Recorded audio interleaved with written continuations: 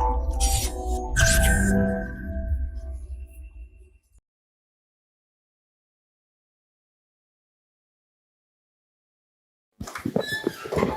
you, ma'am.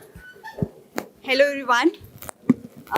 My name is Natasha, and currently I'm undergoing my training in the Sardar Vallabhbhai Patel Academy for Police Administration. And the attempt in which I cleared this exam was my fifth attempt. And I have had 4 failed prelims consecutively, एक के बाद एक. And in fifth attempt, I happened to clear prelims, mains, interview, and directly rank 175. So this was my journey.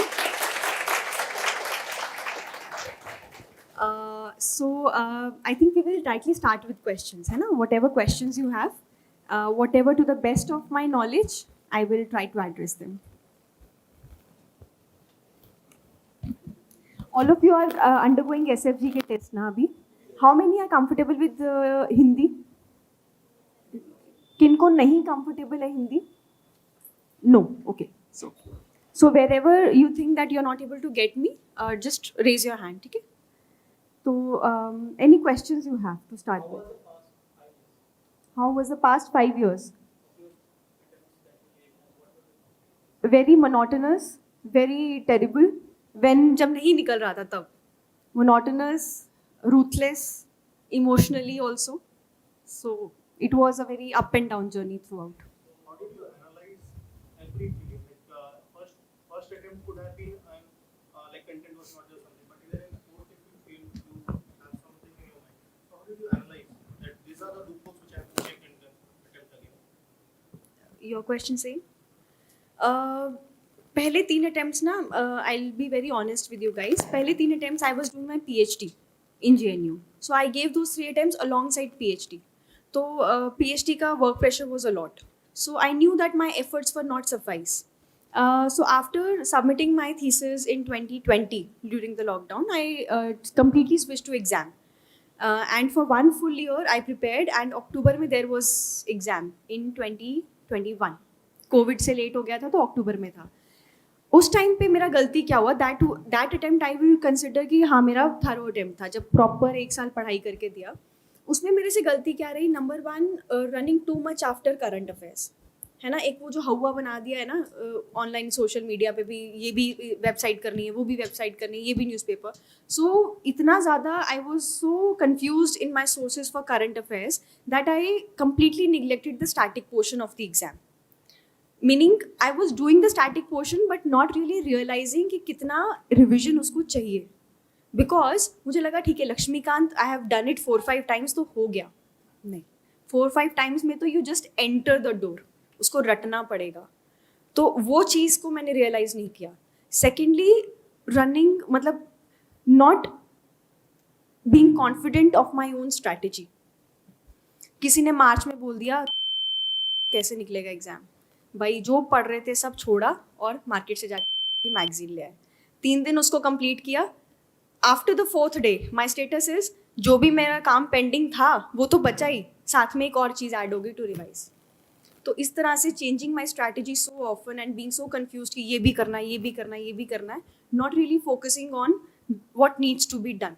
What needs to be done is, believe me my dear friends, I am in the academy, ठीक है. And पहले शायद ना मुझे लगा कि शायद एक होता ना आपका 4 बार फेल हुआ और 5वीं बार निकल गया तो आपको भी नहीं लगता कि कैसे निकला, आपको लगता है तुक्के से निकला होगा. But once I happen to talk with other aspirants, other officers who are into IPS right now, and I keep talking with them जिनका बार बार निकलता है ना कि प्रीलिम्स आप लोगों का कैसे निकलता है. And one basic standard formula is be very thorough with your static portion. ये गलती ना हम सब लोग करते हैं, ठीक है. बिकॉज इतना ज़्यादा उसका हुआ बना दिया करंट अफेयर्स का, तो हमें लगता है कि हमको न्यूज़पेपर भी करना है, फिर एक मैगजीन भी करनी है, फिर ये वेबसाइट भी करना है, फिर दूसरा वेबसाइट भी करना है. We tend to ignore the NCERTs and the standard books and the previous year questions. Your standard books, NCERTs and previous year questions is the basic foundation for this exam. अगर तुम्हारा foundation week रहेगा ना, no matter आप कितनी भी तैयारी कर लो, फंस जाओगे.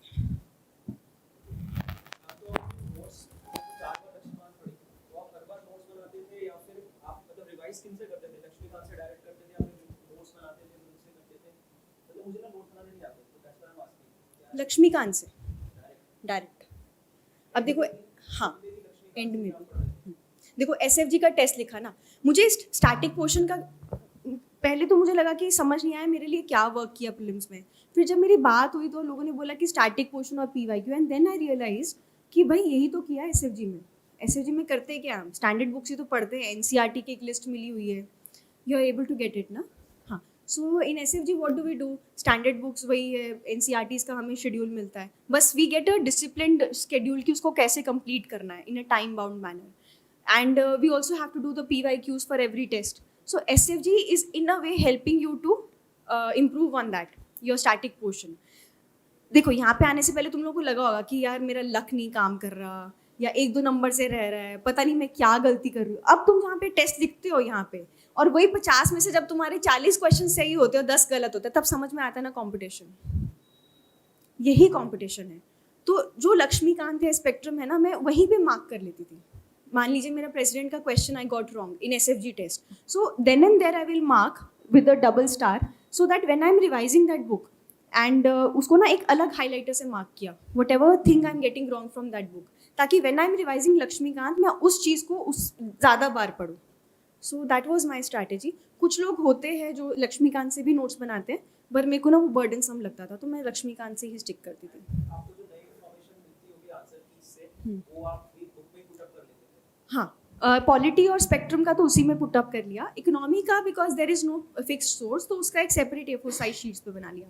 सेम विद ज्योग्राफी, अभी तो पॉलिटी का you are getting from Laxmikanth ना, ज्योग्राफी में दिस वोंट हैपन। ज्योग्राफी में यू विल गेट पता नहीं कहाँ से क्वेश्चन, तो उसका एक अलग से शीट बना के A4 साइज शीट में लिखते रहो। वन वेरी इंपॉर्टेंट थिंग, उसमें हाईलाइट करके मत छोड़ना जो सोल्यूशंस मिलेंगे, कभी रिवाइज नहीं कर पाओगे। जैसे जैसे प्रीलिम्स पास में आएगा प्रेशर बढ़ेगा, तो वो जो सोल्यूशंस में जो भी होगा ना, उसको साथ के साथ A4 साइज शीट पे शॉर्ट में लिखते जाना। अगर तुम्हारा एसएफजी सोल्यूशन में इतना पैराग्राफ है सोल्यूशन का, उसको एक दो लाइन में समराइज करो अपने वर्ड्स में, and make separate notes and keep revising them weekly. जो भी रिविजन करना है ना, even for SFG solutions, keep doing them weekly. Weekly means जिस दिन टेस्ट नहीं है ना, उस दिन रखो अपना revision day. For example Saturday को टेस्ट हो गया, Sunday there is no test, Monday को टेस्ट है ना, तो सैटरडे को keep whole day for revision. Last में पाइल अप मत करना, टाइम नहीं मिलेगा।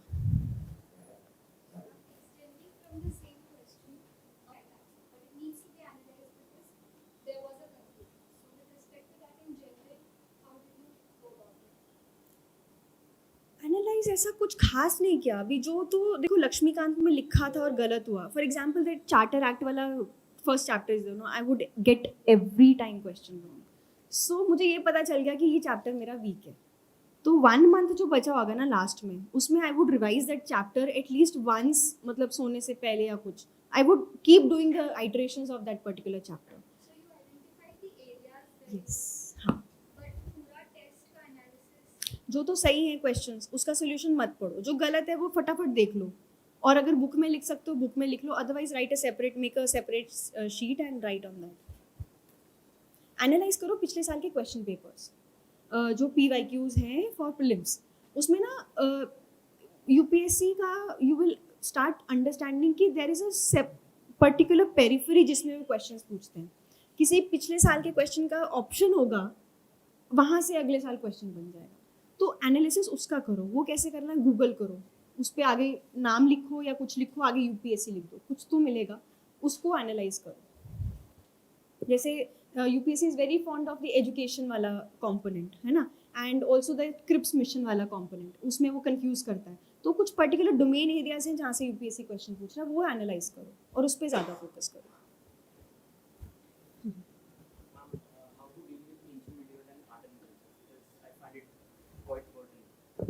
पढ़ के हाँ नोट्स बनाना। जैसे मैंने क्या किया था, 6, 7, 8 की थीम्स इन इंडिया है ना, 4 किताबें, तो उसमें बहुत सारा बच्चों वाली चीज़ें लिखी है, रिंकू आज दिस एंड दिस, वो नहीं करना है। उसका बिल्कुल 10 पेज पे नोट्स बन जाएगा सारी एनसीईआरटी का। तो 6, 7, 8 की 4 किताबों का तो नोट्स बना लिया। उसके बाद RS शर्मा है और सतीश चंद्र है मिडीवल के लिए ना, मैंने ये दोनों कवर करी थी। कुछ लोग तमिलनाडु की करते हैं। All of you who are doing Tamil Nadu, stick to it, don't change your source. If you are doing RS Sharma and Satish Chandra, stick to it. इन दोनों में से कोई एक कर लो, ठीक है, बट 6, 7, 8 की जो 4 NCERTs है वो कर लेना, उसमें से क्वेश्चंस आ रहे हैं. मैम एज इन उसमें multiple terms despite repeated iterations revision and उसमें भी एक दो क्वेश्चन गलत हो ही जाते हैं, तो उसके लिए मतलब कुछ सेपरेट हाँ, नोट्स बना लो, मतलब फिर भी गलत हो ही है क्योंकि रिवीजन नोट्स बना लो, जितनी भी टर्म्स है ना 2-3 शीट्स पे आ जाएंगी, भाई इसका मतलब ये था, इसका मतलब ये था, वो नोट्स बनाने से ही होगा. और एंशिएंट मिडिवल का एक प्लस पॉइंट है ना कि एक स्टोरी होती है, उस स्टोरी को तुम अगर समझ लो, उसका क्रक्स कि भाई पहले एंशिएंट में ये एम्पायर आया, फिर ये एम्पायर आया, फिर यू विल स्टार्ट, एक तुम्हारे दिमाग में ना लाइन ऑफ थॉट भी बन जाएगा कि भाई वैदिक पीरियड में there was equality, there was no caste system and then we came to later Vedic, तो स्टोरी बन जाएगा, हो जाएगा. Plus Nitin Singhania and 11th की फाइन आर्ट्स की NCERT, ये वाले अच्छे से कर लेना. Am I audible at the back? Okay, ठीक है. और एक और बात, प्रीलिम्स में ना इनपुट आउटपुट रेशियो बहुत कम है regarding art and culture and ancient medieval, तो इतना ही करो, इतने से लग गया, उससे ज़्यादा एफर्ट मत डालो.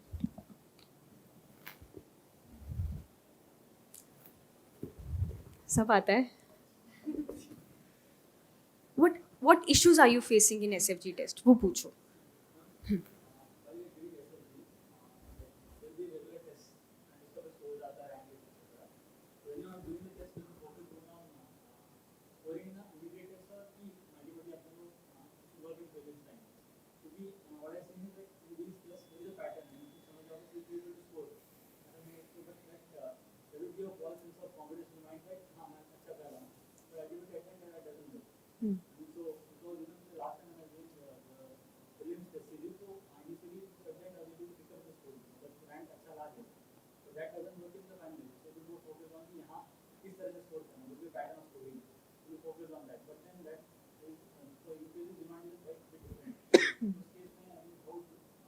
Last time you had done SFG forum, okay. तो देखो जो मेरा एनालिसिस कहता है SFG का, SFG में कोई वो नहीं है, जादू का वो नहीं है, मैजिक पिल नहीं है. SFG सिंपल प्रोग्राम है which will ensure couple of things. सबसे पहले इट विल इंश्योर कि तुम्हारा static portion is covered in time. Phase 1 में if you are doing 3 revisions which is the minimum revision. For example अगर मेरा कल लक्ष्मीकांत का 5 चैप्टर का टेस्ट है ना, तो I have to make sure that I am revising those 5 chapters at least 3 times. ठीक है, आते ही पहले मैं उसको एक बार पहली बार पढ़ूंगी, सोने से पहले इज़ द सेकेंड रिविजन, अगले दिन टेस्ट से पहले इज़ द थर्ड रिविजन. तो 3 रिविजन एक लेवल पे आप इंश्योर कर रहे हो स्टैटिक पोर्शन उस पर्टिकुलर चैप्टर्स का. एंड अगेन लेवल 2 में same pattern. So by the time 1 महीना बचा है प्रीलिम्स में, you are already done with 6 revisions. So SFG is ensuring कि आपका static portion is thoroughly revised along with the PYQs. Plus, it is ensuring that you are doing it in a disciplined manner. हम खुद से करते हैं ना, तो we tend to pull Laxmikant for like 1 महीना कर लेते हैं लक्ष्मीकांत, इकोनॉमी को सिर्फ 10 दिन में निपटा दिया, तो वो चीज़ को बैलेंस आउट करता है SFG प्रोग्राम.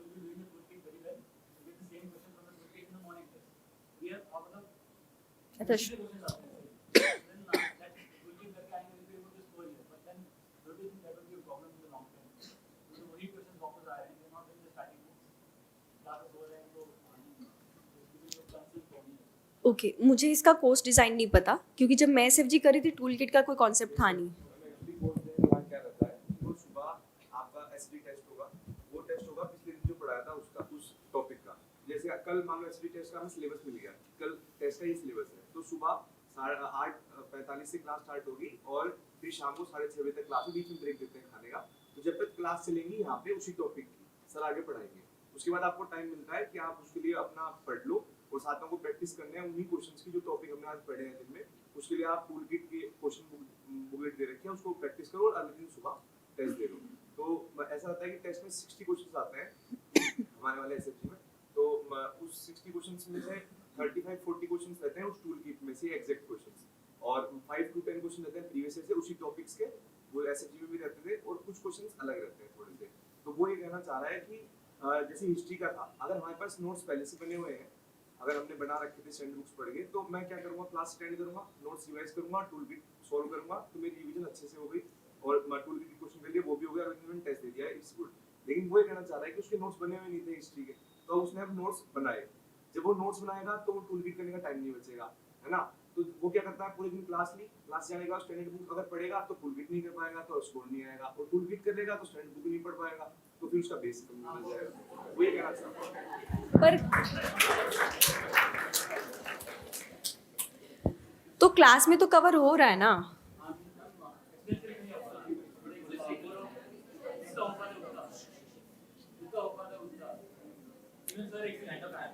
इवन सर, तो I think Ayush sir will be joining in a while, you should ask this question to him. Ma'am actually उन्होंने आंसर नहीं दिया था, उन्होंने कहा कि you are supposed to come here after we are having 2 or 3 years of preparation already, so we should have notes already.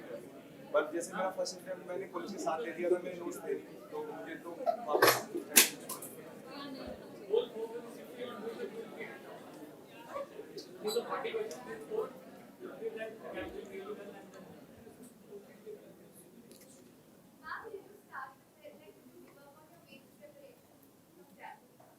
Okay, first let me do this, I come to you. देखो, tool kit एक तो ये हो सकता है कि तुम class के बाद जाके स्टैंडर्ड बुक कवर करो, उसमें टूल किट मिस होगा, है ना, पर तुम कहीं ना कहीं तो वो क्वेश्चंस को अगले दिन कवर कर रहे हो ना एसएफजी टेस्ट में।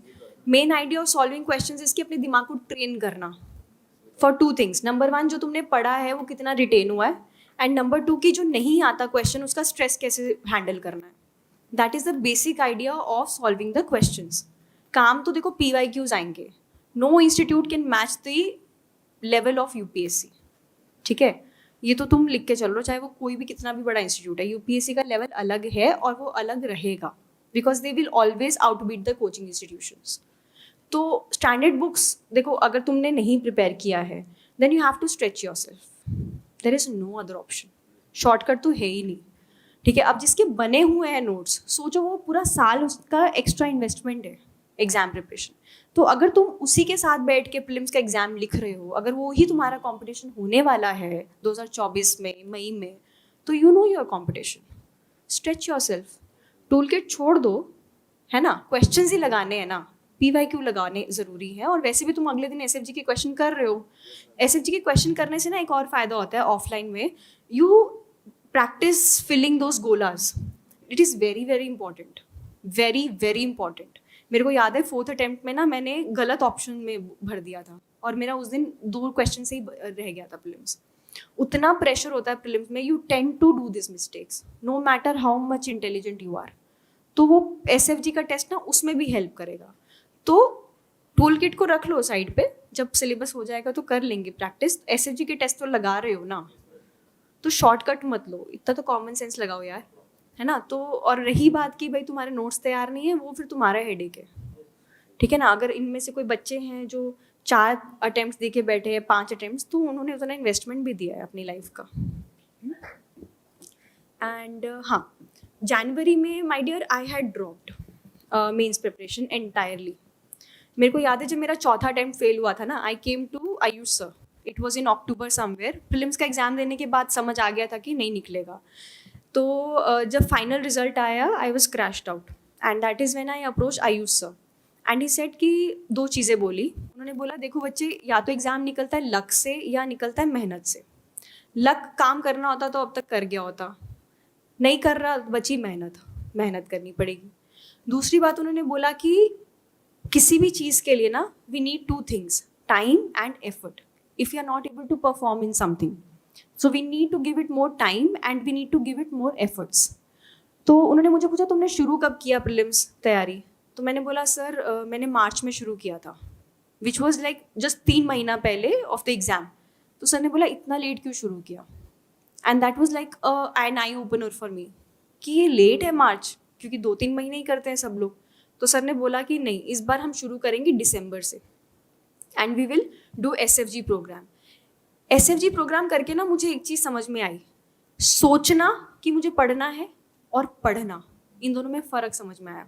हैपनिंग, तो you are stretching yourself ना, रात को नींद अच्छी आती है ना, क्योंकि जब बहुत ज़्यादा सोच नहीं आती। गुड, और भी अच्छी बात है, पूरा लाइफ सुकून से निकलेगा, तो अभी मेहनत कर लो, ठीक है। तो we need to give in more time and we need to put in more efforts. तो इसलिए दिसंबर से शुरू कर दिया था, मतलब दिसंबर में मैंने मेंस को फेज आउट करना शुरू कर दिया था, प्रीलिम्स पकड़ना। जनवरी ऑनवर्ड्स मैंने सब मेंस छोड़ दिया, ऑप्शनल जितना हुआ छोड़ दिया, एथिक्स जितना हुआ छोड़ दिया, सब कुछ छोड़ दिया। देखो मेंस नहीं निकला ना, सॉरी प्री नहीं निकला ना, तो मेंस की क्या कर लोगे तैयारी करके।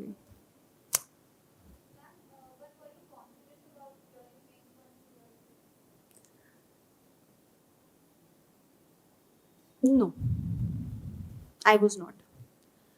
पर ये हुआ कि जब प्रीलिम्स निकला ना, वो अपने आप में ही एक कॉन्फिडेंस आया कि भाई प्री तो निकला कम से कम। और तब ना एक अलग सा ना आपको वो हो जाता है, मतलब आपको अलग सा कीड़ा काट जाता है कि भाई अब मेन से बाहर नहीं होना, इतनी मुश्किल से प्री निकला है, मेन से बाहर नहीं होना। तो आई रिमेंबर मेरे से ना मेरे कुछ फ्रेंड्स पूछ रहे थे कि तुमने कैसे किया इतना सब वो 3 महीने में, कि तुमने ऑप्शनल की भी क्लास लगाई, फिर तुमने एथिक्स की भी क्लास लगाई सर के पास, फिर तुमने टेस्ट भी लिखे, फिर तुमने रिविजन भी किया, फिर तुमने ये भी किया, तुमने कैसे किया।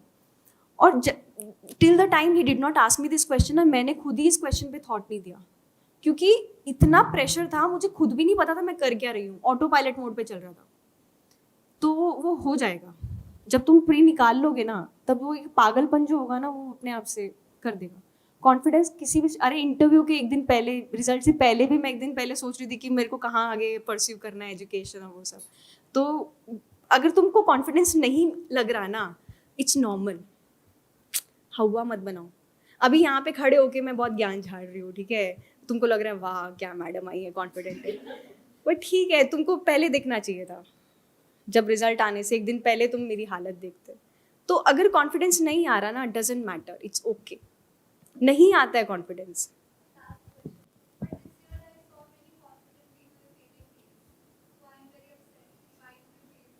That's their headache.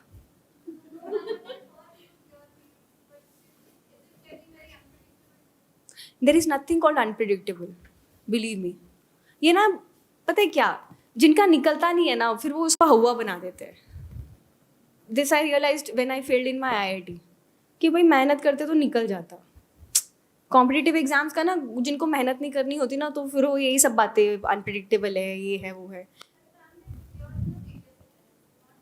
मेहनत कम होगी इस बार, या may be sometimes some factors don't work, है ना, कुछ चीज़ें are beyond our control. But अगर मेहनत करी जाए तो निकल जाएगा, तरीके से मेहनत। देखो दरवाज़ा है ना वो सामने, अगर मैं उसको बाहर की तरफ जोर लगाऊं, खुलेगा क्या? दरवाज़ा है ना, अगर मैं उसको ऑपोजिट डायरेक्शन में कितना भी जोर लगाऊं, खुलेगा नहीं। क्या करना है मुझे? बाहर से जोर लगाना है, मतलब hard work in the right direction, and direction wise you are at the right place. Forum अभी टॉप नॉच है इन टर्म्स ऑफ गाइडेंस, ठीक है, इन टर्म्स की mentors, at least it work for me, जो वर्क करता है तो we tend to appreciate it. तो मेंटर्स हैं तुम्हारे पास, अब मेहनत करना तुम्हारा है, कोई मैजिक पिल नहीं है किसी के पास। मैंने personally I have been to 4 coaching institutes जहाँ पे मैंने पैसे भरे हैं, ठीक है, नाम नहीं लूँगी, but forum was the 4th institute, ठीक है। तो मुझे तीसरे के बाद समझ में आ गया था कि भाई मैजिक पिल नहीं है कहीं पे, मेहनत तो करनी ही पड़ेगी, घिसना तो पड़ेगा। तो ना तो फोरम वालों के पास मैजिक पिल है, ना कहीं और है। अगर तुम शॉर्टकट ढूंढने आए हो ना यहाँ पे, तो तुम गलत जगह पे बैठे हो। फोरम मेहनत करवाएगा और रगड़ के मेहनत करवाएगा। सेम मेंस वाला क्वेश्चन कि मेरा स्टेट PCS पे शेड्यूल है एंड मैंने फर्स्ट अटेम्प्ट में इंटरव्यू फेस किया था।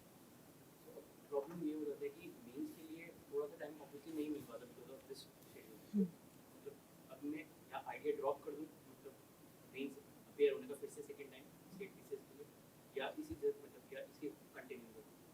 वो तुम देखो तुम्हारा मेंस का कितना तैयारी है.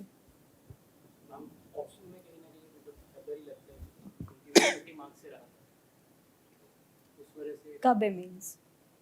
फिर मैम स्टे लगभग स्टे लगा हुआ है. देखो ये शेड्यूल फॉर 20 फरवरी अच्छा.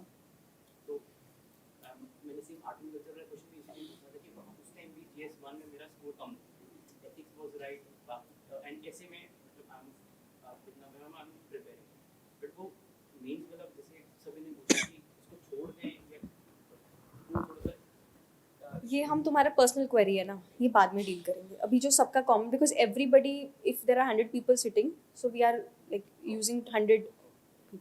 मुझे जैसे यदि हम लोग जनवरी में चालू कर दिए अभी तो कुछ काफी लोग एमजीपी के टेस्ट में पहले से एनरोल थे और हमारा लास्ट एमजीपी के टेस्ट में पहले से एनरोल थे जो हाँ ठीक है. जुलाई के आसपास हाँ. लोगों ने कोड दिया था तो अभी एथिक्स का टेस्ट हो रहा था और जीएसपी का कुछ लास्ट के टेस्ट भी बाकी है. अब ultimately we have to give that because we can give that parallelly it becomes extremely difficult साथ में prepare करना. तो क्या ये केस आपका केस हुआ है कि आपने भी जनवरी आप एमजीपी में भी तो आपने मैंने छोड़ दिए थे लिखने. then you covered it in that 3 months. हाँ बाद में पूरे नहीं हो पाए थे बट जितने कर पाई थी मेरे GS3 तक के मैंने सारे निपटा दिए थे. एथिक्स बचे थे. हाँ है ना. तो फिर एथिक्स मैंने बाद में टेस्ट उठाने की बजाय फिर मैंने क्लास में एनरोल कर दिया था क्योंकि मेरा वो वीक था. तो इस तरह से आई हैड कवर्ड. तो कहने का मतलब कि अगर तो लिख सकते हो टेस्ट तो लिख के ख़त्म कर डालो संडे को. देखो दिमाग में से ना ये निकाल दो कि नहीं होगा. एक दिन में मैंने 3 टेस्ट लिखे हैं. And I am not talking about August between pre and mains. नवंबर में ही 3 टेस्ट लिखे एक दिन में. ठीक है. सुबह 9 बजे से बैठ जाते थे, शाम को 7 बजे तक फोरम पे बैठ के 2 टेस्ट खत्म करते थे. फिर एक एस्से की कॉपी रूम में जाके लिखते थे रात को 11-12 बजे तक. मेहनत करनी पड़ेगी, बहुत रगड़ना पड़ेगा. जो भी लोग हैं ना वहाँ पे on the other side of the table, कोई रॉकेट साइंटिस्ट नहीं है. तुम लोगों को ज़्यादा आता होगा मेरे से, मैं लिख के दे सकती हूँ ये बात. ठीक है. बट जितना मैं रगड़ सकती हूँ या जितना जो on the other side of the table वाले लोग हैं जो रगड़ सकते हैं, वो तुमको वो मैच करना होगा. ठीक है. आई स्टिल रिमेंबर आई वॉज, तो वहाँ पे सर एथिक्स पढ़ा रहे थे. सर ने बोला कि हैव यू एवर थॉट कि भाई आईआईटी के लोग क्यों निकाल लेते हैं एग्जाम, है ना. आईआईटी के लोग they tend to clear it in their first and second attempt. Why does it happen? Have you ever thought of it? May be they are intelligent but that's talent is just like 10%. ठीक है. अगर 100 लोग हैं तो 10 लोग होंगे talented, 90 लोग नहीं हैं. But still how they tend to clear this exam? 2 factors है. सबसे पहला, they have been through a competitive process. तो उनको पता है कि भाई कॉम्पिटिशन क्या डिमांड करता है. इसीलिए they know that if they are appearing for this particular exam and how much effort is required, they will expand themselves. They will level up their preparation. They will level up their capacity. So you have to expand your capacity. There is no other way. PSIR.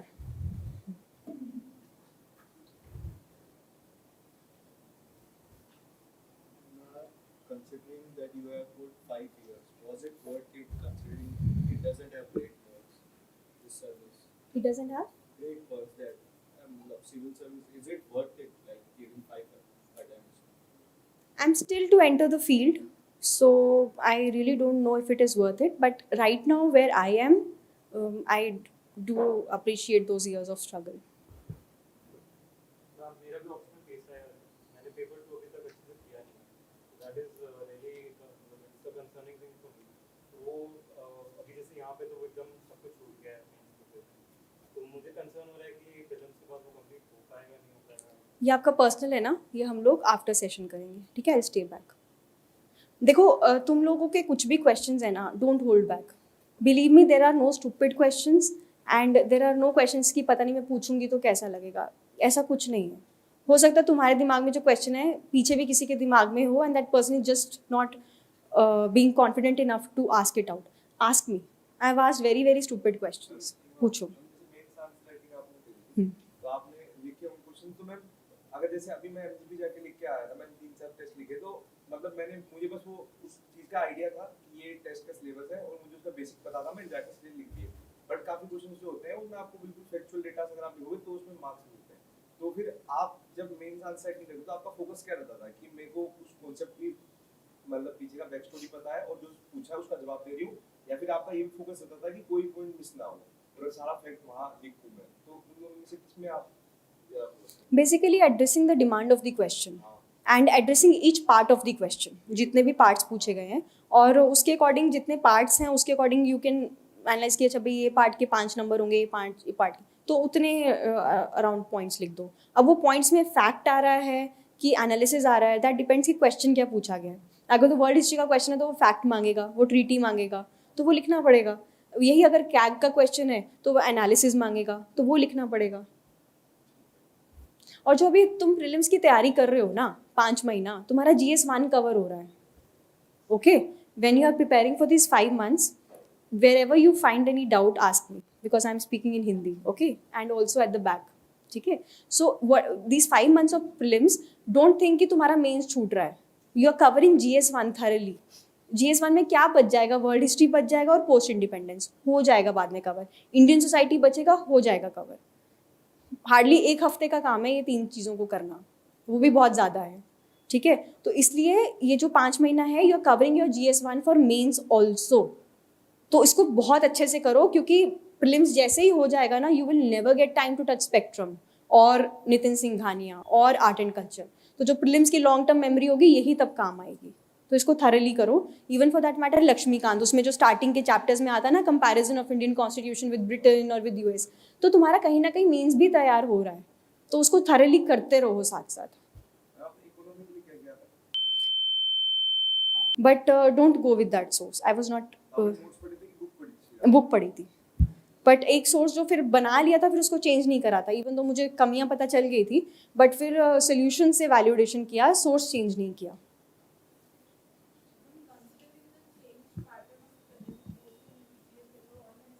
Like, what do you advise us regarding the accuracy of the options that you have to select?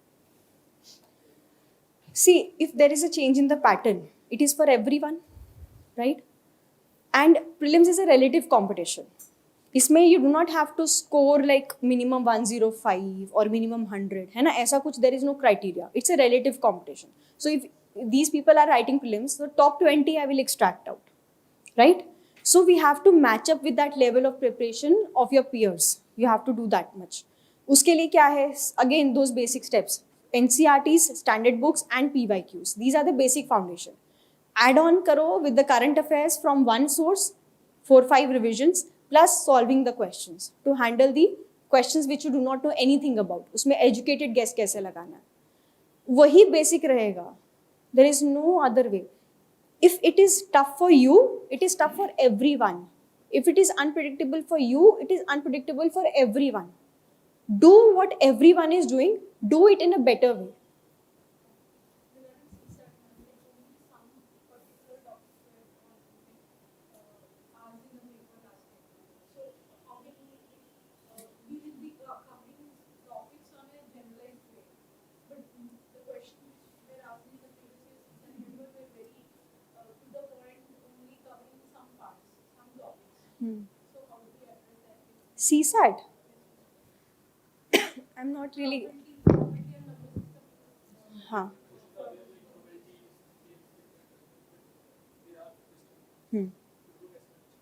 तो cover करो ना वो topics, number system, probability. पहले questions उतने नहीं आते थे, पहले स्पीड डिस्टेंस से आ गया क्वेश्चन तो वो हम लोग कर लेते थे, और फिर ज्योमेट्री से आ गया क्वेश्चन वो हम लोग कर लेते थे। इस बार वो इग्नोर करके यूपीएससी ने नंबर सिस्टम खींच लिया, क्योंकि उनको पता है ये पढ़ के नहीं आएंगे। तो नंबर सिस्टम कवर करो, प्रोबेबिलिटी कवर करो। मेरे से आपने prelims 2 minute, are you satisfied? है ना? सी, यूपीएससी अगर लेवल अपना बढ़ा रहा है ना, तो you have to match that level, and there is no second to working, putting in hours of efforts. That's the only way, ठीक है? You have to match the level of UPSC, cross that threshold and get on the other way. और कोई shortcut है नहीं। पहले तुमसे बात हो गई, अब पीछे से पूछो। हाँ,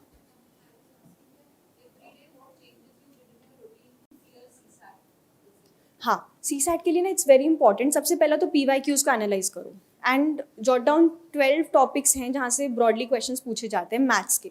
तो वो पहले तो उसका बेसिक्स कवर करो. फॉर एग्जाम्पल अगर स्पीड डिस्टेंस टाइम में किस तरह के क्वेश्चंस पूछे, right the basic formulas of that particular topic. Same goes for geometry. ठीक है, एरिया है, वॉल्यूम है, किसका पूछा जाता है, उसका बेसिक फॉर्मूलाज निकालो.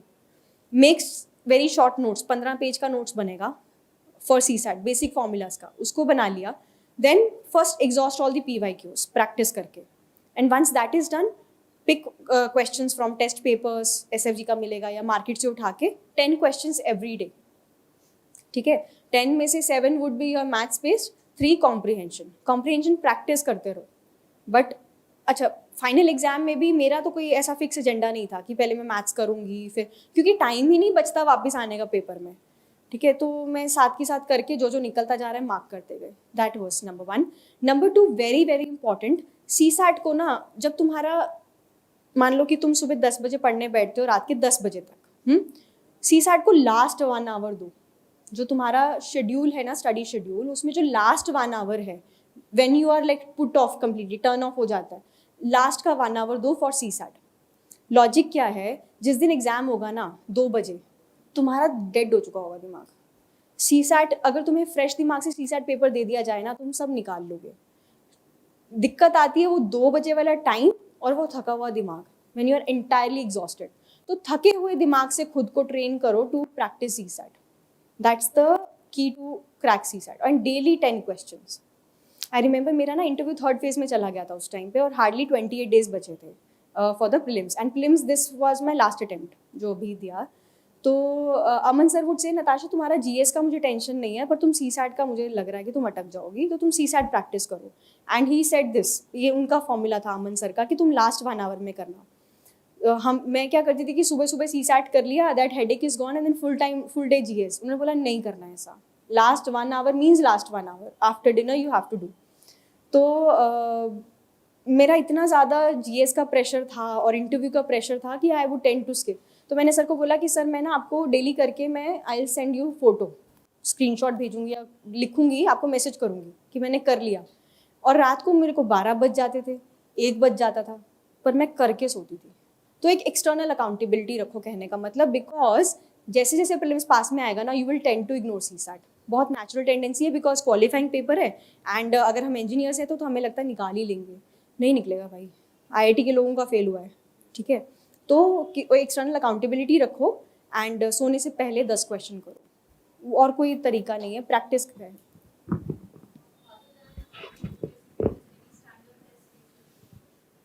UPSC स्टैंडर्ड टेस्ट सीरीज नहीं, मार्केट से उठा लिए थे. हाँ, 2 उठा लिए थे हर इंस्टीट्यूट के, बस सॉल्व करने के लिए. परफेक्ट सोर्स कोई नहीं है UPSC का. If you are still thinking ना कोई परफेक्ट बुक मिल जाए, कोई परफेक्ट इंस्टीट्यूट मिल जाए, नहीं है. करते रहो. ठीक है, there is nothing called perfection in this exam. No perfect source, no perfect book. बस कहीं ना कहीं से करते रहो, लगे रहो, बस करते रहो मेहनत.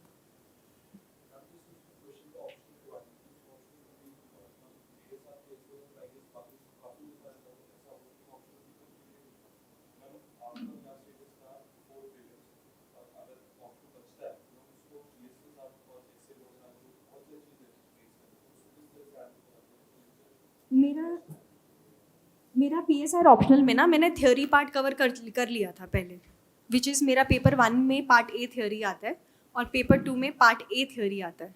उतना मैंने थ्योरी पार्ट कवर कर लिया था. और पेपर 1 में जो मेरा इंडियन गवर्नमेंट का टॉपिक है, विच इज़ डायनेमिक पोर्शन, उसमें से कुछ स्टैटिक पोर्शंस मैंने कवर कर लिए थे. कहने को मतलब 60% कवर हो गया था मेरा ऑप्शनल.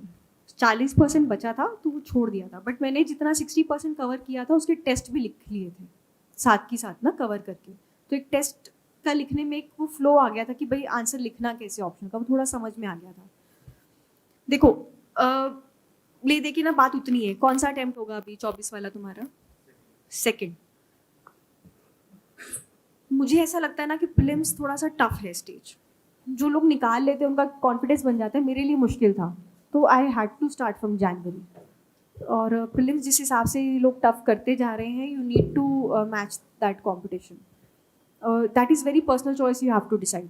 क्योंकि एक बात याद रखना, अगर प्री नहीं निकला तो फिर मेंस की तैयारी का कोई फ़ायदा नहीं। साल ना निकालना बहुत मुश्किल होता है, स्पेशली एट दिस एज ना, जो साल खराब होता है वो बहुत मुश्किल होता है, तो तुम ध्यान से।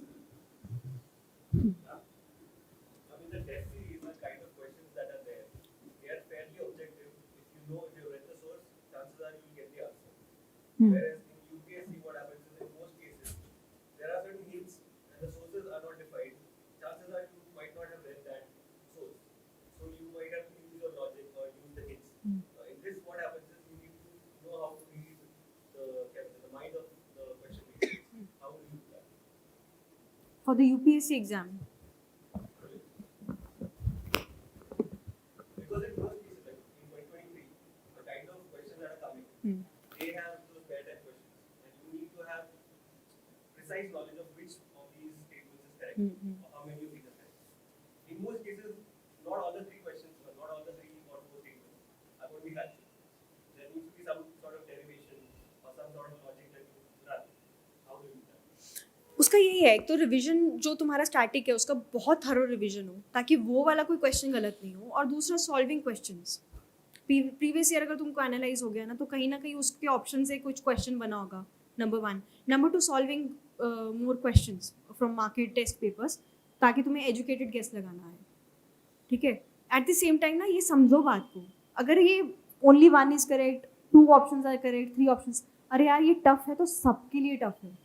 अगर ये दिमाग घुमाने वाला तो सबके लिए है। मैं कैसे better करूँगा? Practice. सब effort, मैं कैसे better प्रैक्टिस, पहले इतना थरोली रिवीजन करके रखो अपना स्टैटिक का, ताकि you can drive into practice and practice more questions, basically to train your mind कि देखो इस बार मेरा छठा अटेम्प्ट था, ठीक है, 5वीं में रिजल्ट निकल गया ना, तो छठा कैसे निकला, ऐसा नहीं कि मेरी बहुत तैयारी थी, पर मैं रिलैक्स माइंड के साथ गई थी, Was it a better attempt than 2020?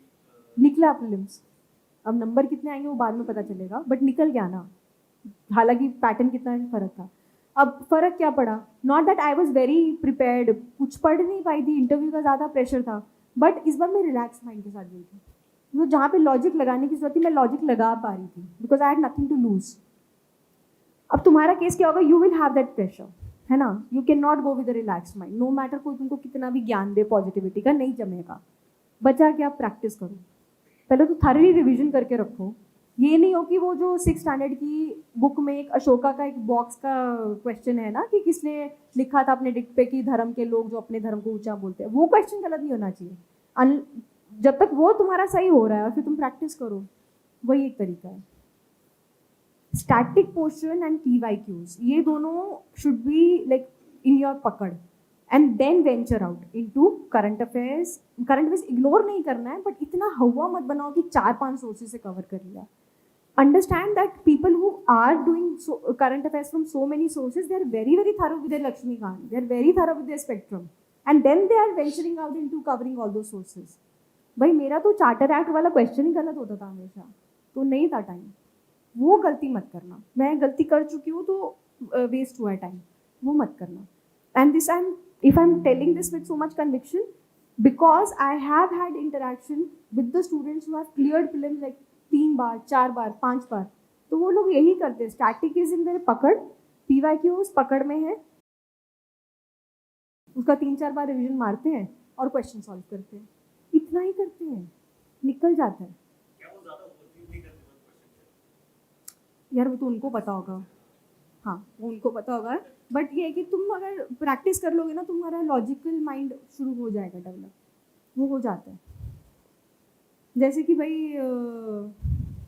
ये एनिमल कहाँ पे मिलेगा, ये कहाँ पे नहीं मिलेगा, वो तुम लॉजिक लगा पाते हो क्योंकि तुम्हारा इतना प्रैक्टिस हो गया होता है ना। प्रैक्टिस करते करते तुम दिमाग को ट्रेन कर रहे हो to handle the stress of unknown question and to apply logic to that question, and that is the purpose of solving the test papers. जो यहाँ पे पूछ रहे थे ना कि हम लोग टेस्ट पेपर्स लगाएंगे, क्या टेस्ट पेपर्स का उतना ही पर्पज है कि तुम्हारे को ट्रेन करना कि भाई जो नहीं आता उसका स्ट्रेस कैसे करोगे तुम हैंडल, एजुकेटेड गेस सीखना।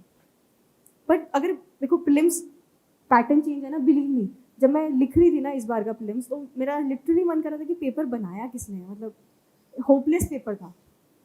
तो सबके लिए है, तुम्हारे लिए नहीं है, ठीक है।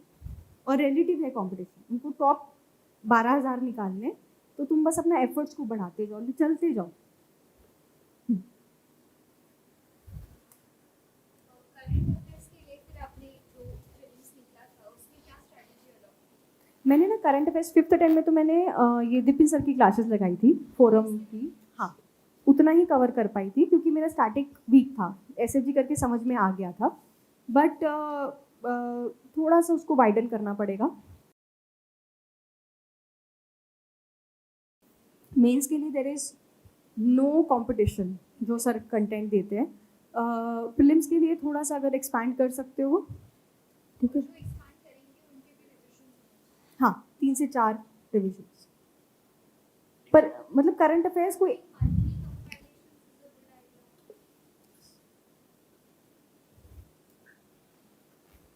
आइडिया। छठे अटेम्प्ट के लिए मैंने क्या किया, फिर क्योंकि आखिरी था तो मुझे अमन सर ने सजेस्ट किया था कि फोरम का तो कर ही रही थी मैं, मेरा ना एक होता ना आपका साइकोलॉजिकली हो जाता है कि भाई ये क्लास नहीं लगाई तो नहीं होगा, कुछ दिपिन सर के साथ मेरा ट्यूनिंग बैठ गया था, तो वो तो लगाया ही वो, because I use to enjoy his classes, मतलब उनको क्लास में बैठ के ना मेरे दिमाग में जाता था।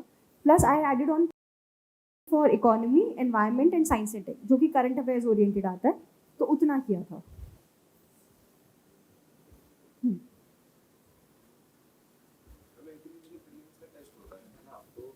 मेरे साथ इस बार प्रीलिम्स के अंदर तो मेरी सबसे बड़ी मिस्टेक थी, what is the time? Time में एक time Okay, till what time we had this session? As per your wish. Because तुम लोग थके हुए भी होगे ना? Okay. मतलब if you are tired and because I can understand you have a rigorous schedule, so if you want to go back, it's fine. Okay, okay, हाँ. Actually मेरे प्रीलिम्स के अंदर इस बार मेरी सबसे बड़ी मिस्टेक ये थी कि टाइम मैनेजमेंट में मुझे दिक्कत हुई। मोस्टली लोगों का पेपर पूरा नहीं होता, मेरा जल्दी पूरा हो जाता है, और चूंकि मुझे आदत है जल्दी करने की तो काफ़ी चीज़ें ऐसी होती है जो मिस हो जाती हैं, क्योंकि जैसे मैंने जल्दी जल्दी क्वेश्चन पढ़ा और मैंने फटाफट मार्क कर दिया, तो कभी कभी होता है कि हाँ मेरे दिमाग में 2 थॉट्स आए कि हाँ ये इसको सेटिस्फाई कर रहा है, ये भी इस चीज़ को वापस रीचेक कर रहा है, और मैंने वो आंसर मार्क कर दिया। बट जो थर्ड थॉट था, अगर मैं उसको ढंग से टाइम दे के करता तो वो क्वेश्चन गलत नहीं होता, वो सही हो जाता। तो ऐसा मेरे साथ हुआ, मैंने 50 मिनट पेपर कर लिया था और फिर वो ब्लंडर हो गया मेरे से। तो मतलब मेरे साथ बहुत ज़्यादा दिक्कत है, अगर मतलब आपके साथ ऐसी रही हो कि आपको पेपर कभी जल्दी पूरा हो जाता हो, तो मैं सेकंड राउंड थर्ड राउंड ये मैंने अभी ट्राई किया लगाना, हालांकि बहुत मुश्किल लग रहा है मेरे को, पर उसके लिए आपने कभी आपके साथ ऐसा रहा हो जिसमें आपको पेपर ढंग से एनालाइज करने का मतलब आपके पास एक्स्ट्रा टाइम बचा हो, तो फिर आपने उसको मतलब कि वो टाइम वेस्ट ना हो, क्योंकि 2 घंटे से पहले उठ नहीं सकते, तो आपने उसको फिर ऐड किया हो कि आप सेकंड राउंड लगाओ, थर्ड राउंड लगाओ पेपर। 3 आइटरेशन तो होता है हाँ, पेपर तो वो का। कैसे लगाते थे आप 3 आइटरेशन? क्योंकि जैसे मैंने एक क्वेश्चन कर लिया, अब वो सेम क्वेश्चन पे तो वापस टाइम नहीं लगाना चाहिए, या फिर जो क्वेश्चन मैंने कर लिया उसको वापस रीड नहीं करूँ। अगर तुम जो क्वेश्चन लगा चुके हो और वो गलत लगाया तो क्या फायदा उसका? आप कोई फायदा नहीं। तो ये तुम्हारा फिर तुमको इतना एनालाइज हुआ ना कि भाई मैं काम माइंड से नहीं सॉल्व कर रहा, मैं बहुत पैनिक माइंड से कर रहा हूँ, तो ये तुम्हारा गलती है। और जो जैसे कल को तुम आईएएस की कुर्सी पे बैठे हो, एसडीएम की कुर्सी पे, और तुम्हारे सामने फाइल है, तुमने इसी माइंड से तुमने कोई गलत जगह एक सेंटेंस को कुछ और पढ़ लिया और साइन कर दिया, कितना नुकसान होगा डिस्ट्रिक्ट का? सही बात। यही तो चेक कर रहे हैं वो।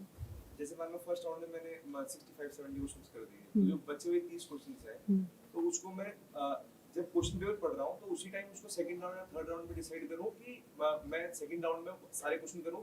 30 क्वेश्चन में मान लो 10 क्वेश्चन मैंने और अटेम्प्ट कर लिए, बचे हुए 20 क्वेश्चन में थर्ड राउंड में करूँ, तो सेकंड राउंड में मैं 30 के 30 क्वेश्चन पढ़ूँ, कि सेकंड राउंड में मैं खाली 10 क्वेश्चन पढ़ूँ जो मैंने पहले डिसाइड कर लिए हैं, मुझे सेकंड राउंड में 10 क्वेश्चन करने हैं, थर्ड राउंड में क्योंकि ज़्यादा आउट ऑफ वो लग रहा है पॉइंट, तो इसको ये वाले 20 क्वेश्चन थर्ड राउंड में करने हैं। मैं अपना बताती हूँ मैंने क्या किया। पहला आइट्रेशन जब किया ना, उसमें जो जो आते हैं वो लगा दिए, ठीक है। फिर पेपर पूरा कंप्लीट किया, मुझे लगता था तकरीबन 1 घंटा 10 मिनट लगते थे इस पूरे प्रोसेस में। फिर वापस पेपर खोला, अच्छा फर्स्ट आइट्रेशन के बाद ना गोले भर देना, नहीं तो तुम लास्ट मोमेंट पे मैस अप करोगे, पूरा साल बर्बाद होगा। फिर वो गोले भर के फिर आइट्रेशन शुरू किया।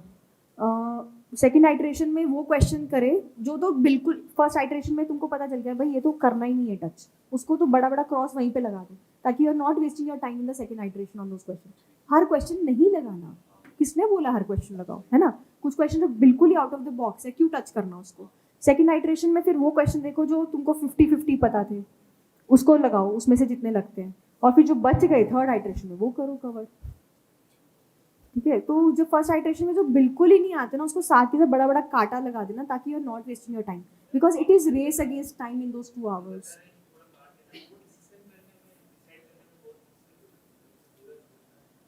वो तुमको पता चल जाएगा, जो बिल्कुल ही नहीं सुना उसको क्यों टच करना।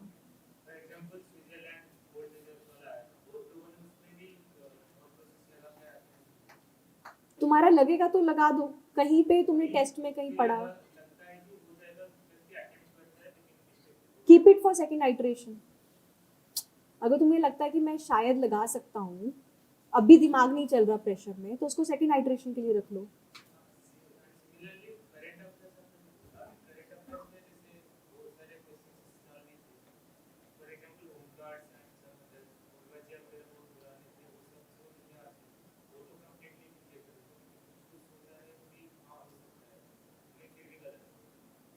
फिर that is 2 things, one is your knowledge deficit and second is lack of practice।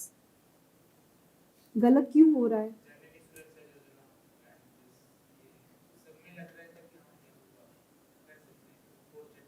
हाँ हाँ,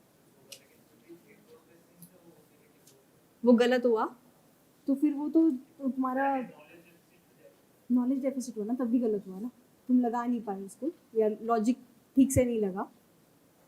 वो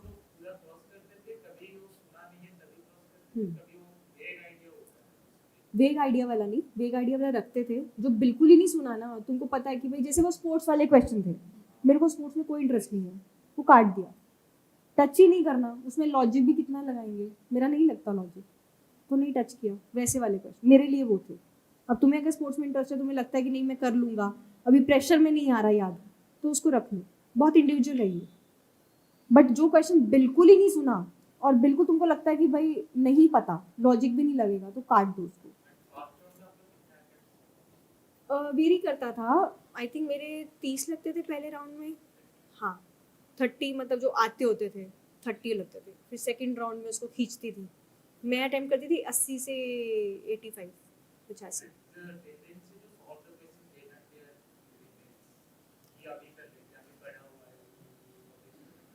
अगर लग रहा है तुमको आंसर सही तो लगा दो, अगर तुम्हारा दिमाग गट बोल रही है नहीं यार कुछ गलत किया है, तो उसको सर्कल करके रख लो सेकंड आइटरेशन पे। प्रैक्टिस, दैट मीन्स कहीं ना कहीं तुम्हारा टाइम मैनेजमेंट मैसअप हो रहा है ना।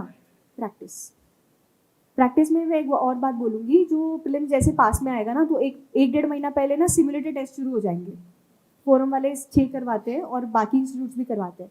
गिव दोस टेस्ट, उसके नंबर मत देखना, उसके रैंक मत देखना, उसमें देखो कि मैं 2 घंटे का प्रेशर हैंडल कर पा रहा हूँ जो 9:30 से 11:30 मेरे पे डाला जा रहा है। ठीक है, सेकेंडली जब तुम 300 बच्चे देखोगे ना अपने आसपास, यू विल अंडरस्टैंड कि भाई I am going to face this competition on this particular day of the prelims exam, तो वो स्ट्रेस मैनेज करना सीखोगे। सेकेंडली वो 2 घंटे में तुम्हारा दिमाग चलेगा जिस टाइम पे प्रीलिम्स होगा। एंड थर्डली अगेन कितने अटेम्प्ट करने हैं, कितने सही जा रहे हैं, तुमको वो समझ में आ जाएगा। तो ये प्रैक्टिस से ही होगा।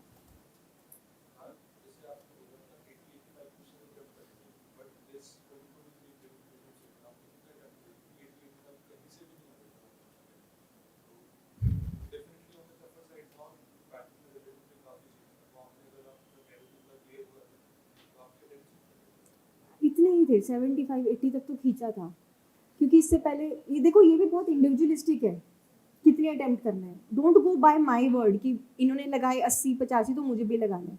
कुछ लोग हैं जो 60 लगाते हैं पर उनका एक्यूरेसी इतना अच्छा होता है कि उसके 120 आ जाते हैं वो 60 में। 120 सी तो चाहिए ना प्रीलिम्स निकालने के लिए। तो ये बहुत इंडिविजुअल है कि तुमको कितने लगाने हैं। कुछ लोग 90 भी लगाते हैं फिर भी उनका रह जाता है।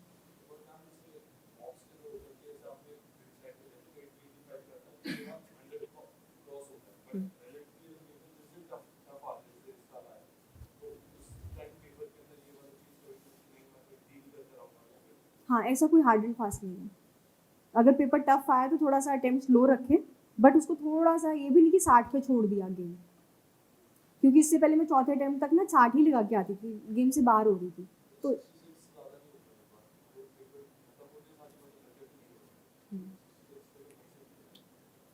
तो खींचना पड़ेगा ना फिर अटेम्प्ट, इसका मतलब 66 से काम नहीं बन रहा। ये बहुत इंडिविजुअल है माय डियर. मेरे को भी 5वें टाइम में समझ में आया. और वो कैसे समझ में आएगा? Practising more questions. वो 2 घंटे में जब तुम सिमुलेटर लगाओगे ना, तुमको समझ में आएगा कितने लग रहे हैं, कितने नहीं लग रहे हैं. वो तुम्हारा बहुत इंडिविजुअली होगा.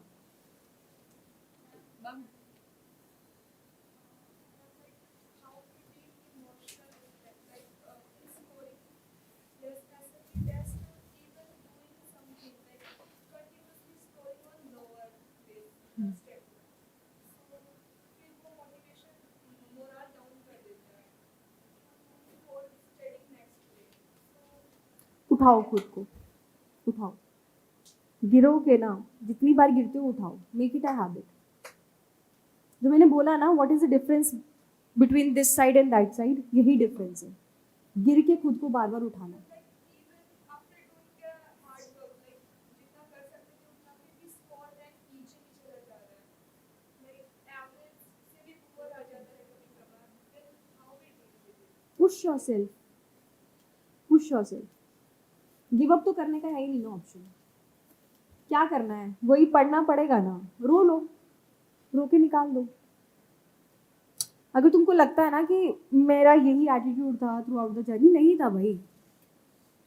आई am being very open with you guys. Specially I come here to talk at forum बार बार to talk about mental health. It's a very, very neglected area. And believe me, in the academy itself, we are picking this topic up. So, it is not something which should be ignored. Mental health is a issue which has been neglected and which needs focus. So, I will be very open with you guys. मैंने बहुत रोया है. I have cried for hours together. ठीक है. कई बार forum का test लिखने आती थी तो सीढ़ियों पे आई यूज टू क्राई कि भाई निकल नहीं रहा, क्या करना है, क्या कमी रह रही है. फिर प्रॉब्लम भी पता नहीं चल पाता. टेस्ट लगाओ. तुमको जो मिला है ना शेड्यूल, उसको फॉलो करो. नहीं दिमाग लगाओ, प्रॉब्लम नहीं समझ में आ रहा. वो 5 चैप्टर मिले लक्ष्मीकांत के, रटो, अगले दिन टेस्ट लिखो, खत्म. उतना ही करना है. ठीक है. रही बात कि भाई रैंक क्यों नहीं इंप्रूव हो रहा, स्कोर क्यों नहीं इंप्रूव हो रहा, क्वेश्चन गलत हो रहे हैं इसीलिए. हाँ देखो, क्वेश्चन गलत हो रहा है, इसको देखने के 2 तरीके हैं. सबसे पहला तो तुम डिमोटिवेट हो जाओ कि भाई नहीं हो रहा, रैंक नहीं निकल रहा.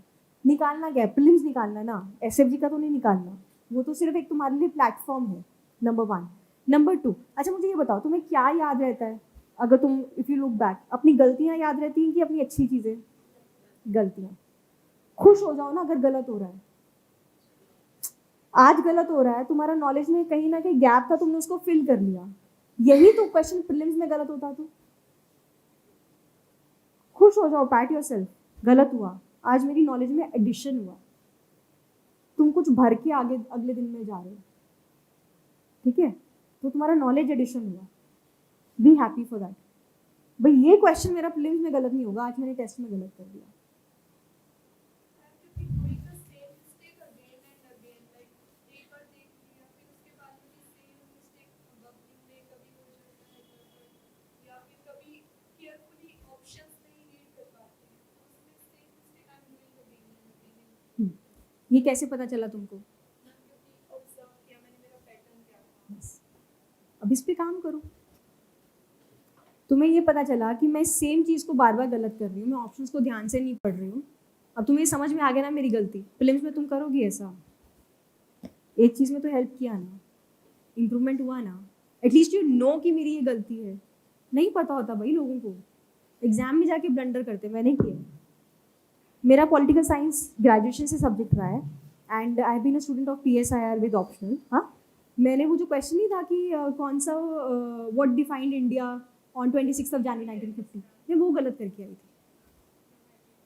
हाँ, क्यों? क्योंकि 4th अटेम्प्ट में इतने प्रैक्टिस करा ही नहीं था. तो बिलीव मी, उस दिन भी लोग गलती करते हैं. सिली मिस्टेक्स जिसको बोलते हैं. तुमको पहले पता चल रहा है, काम करो उस पर, तुम्हारी गलती पे.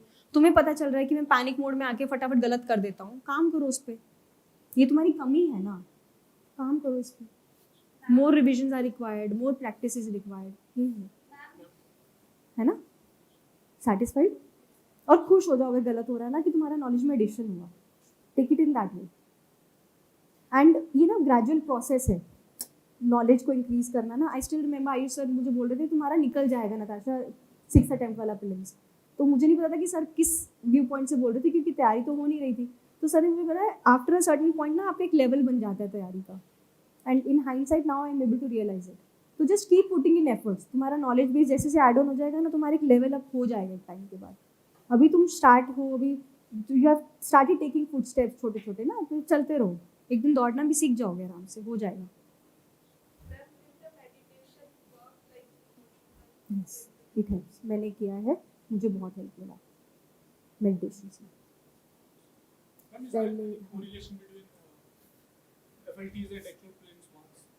Correlation, like अगर मैंने अपना डेटा बनाया पूरा, मैंने जो भी टेस्ट दिए थे, तो अगर मैंने एवरेज लिया था, मतलब अगर मैंने 30-35 टेस्ट दिए FLTs के, और जो भी मैंने प्रीवियस जितने भी मैंने सालों से दिए, मतलब 2-3 अटेम्प्ट दिए मैंने, तो उसमें जो मेरा एवरेज स्कोर आता था मेंस में प्रीलिम्स में, और सारे टेस्ट मैंने नंबर ऑफ टेस्ट लगाए और उनकी जो एवरेज स्कोर आए वो, और उसके बाद जो मैंने जाके वहाँ पे एक्चुअल प्रिलिम्स दिया वो उसी रेंज में लाई करते हैं। तो जैसे कि सब कहते हैं कि आप टेस्ट दो और ये टेस्ट के नंबर कोई वैल्यू नहीं है, बट वहाँ तो कुछ और इफेक्ट होता है। तो may be it is working for you that way, बहुत इंडिविजुअल है। अगेन मैंने कभी मार्क्स पे ध्यान नहीं दिया, मेरा फोकस होता था कि बस एक को अपने आप को टारगेट दिया कि टॉप 100 में रहना है, क्योंकि मेरे को ऐसा, मैंने अपने आप को समझा लिया था कि अगर मैं टॉप 100 में हूँ तो मेरा फिल्म्स हो जाएगा। तो बस वो एक अपने आप को ना कि वो मिथ बना के मैंने अपने आप को जस्टिफाई कर दी थी। क्योंकि मैम उसमें एक रेंज दिख जाती है कि मतलब I was scoring in this range, तो अगर वहाँ पे भी जाके मेरे साथ कुछ ज़्यादा चेंज नहीं होने वाला है, पर मतलब फिर भी मुझे लगता है कि मतलब सब कहते हैं कि इस मार्क्स से कुछ नहीं होता, अब जाके वहाँ पे अच्छा होगा, ऐसा होगा, वैसा होगा, बट उस रेंज को मैं नहीं क्रॉस कर पाता हूँ। जो भी अगर प्लस माइनस 10 के लेके जो मेरे जितने number of full length test हैं और उसमें जो मार्क्स आ रहे हैं मेरे, मतलब हाईएस्ट टू लोवेस्ट, और जो मेरे एवरेज आ रहा है उस एवरेज में प्लस या माइनस 10, और वही मेरा एक्चुअल स्कोर वहाँ रिफ्लेक्ट होता है। तो फिर मतलब ये चीज़ मैंने you want to increase your score, yes तो practice more. Maybe knowledge deficit है, कभी तुम्हारा अटक रहा है, तो उस पर प्रैक्टिस करो and talk to sir once about this, क्योंकि मुझे ऐसा इशू नहीं आया। मैं वो कोई कुछ भी ऐसा चीज़ नहीं बताऊंगी तुमको जो मेरे अपने पर्सनल एक्सपीरियंस से नहीं है ना, तो ऐसा मेरा कोई पर्सनल एक्सपीरियंस नहीं था, तो सर से बात करो इसको लेकर, ठीक है। मैम जब आप एसएमजी ले रहे थे तो आपका एक्सपीरियंस कैसा था? लाइक आप इनिशियली आप बहुत अच्छा स्कोर कर भी रहे थे या स्टार्टिंग में थोड़ा ब्लंडर हो रहा था, या कैसा जा रहा था एसएमजी? बिकॉज हमारे पास तो हम तो ज़्यादा लकी कि टूल किट मिल गया है, बट अपार्ट फ्रॉम दिस आपका कैसा जा रहा था उस टाइम पे? लाइक आप कितने क्वेश्चंस कर पा रहे थे या कुछ? क्योंकि 60 में से 60 तो करना पॉसिबल नहीं लग रहा है, चाहे कितनी भी रिविजन्स कर लो, तो आप उस टाइम पे कितना कर पा रहे थे? तो पूरा करते थे बिल्कुल। नहीं, लाइक स्कोर कितना हो पा रहा था? लाइक आप 60 में 60 सही जा रहा था स्टार्टिंग से? लक्ष्मीकांत में जैसे 50 क्वेश्चन होते थे तो उसमें 48 सही होते थे, 1-2 गलत होते थे। स्पेक्ट्रम में भी सेम ऐसा ही स्कोर रहता था, नितिन सिंघानिया में भी ऐसे ही रहता था। और ज्योग्राफी में थोड़ा सा डाउन हो जाता था, क्योंकि वहाँ पे जो आप पढ़ते हो एनसीईआरटीज़, वहाँ से क्वेश्चंस नहीं आते। सेम इकोनॉमी से गलत होते थे, तो ऐसा फ्लक्चुएटिंग था। पर जो बुक वाले चैप्टर्स वाले टॉपिक्स थे वो गलत नहीं होते थे। वो इंश्योर करके हाँ, लक्ष्मीकांत से वही ना, चार्टर एक्ट वाला मुझे पता था कि ये गलत होता है चैप्टर, वो समझ में आया। तो इसीलिए बोल रही हूँ कि जो भी टेस्ट का सिलेबस है उसको 3-4 बार रिवाइज करके फिर जाओ। ये नहीं कि उठ के चले गए और फिर तुमको समझ नहीं आएगा मेरी गलती का है, फिर नो पॉइंट। सारे सवाल पूछ लो।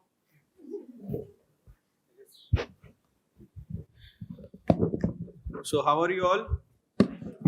So today morning she was in a completely different avatar as an IPS professional appearing for her interview. मैंने कहा after the interview she came back from the UPSC. So I said, why don't you address young students? So she came in complete, you know. So in the morning she was in the IPS professional avatar wearing a sari and a coat. She said, sir, ठीक है, सब aspirant बनकर फिर आती हूँ शाम में. All right. So how are you all? How are you all? Why some people are missing? What is the reason? They have gone to celebrate Saturday, Sunday?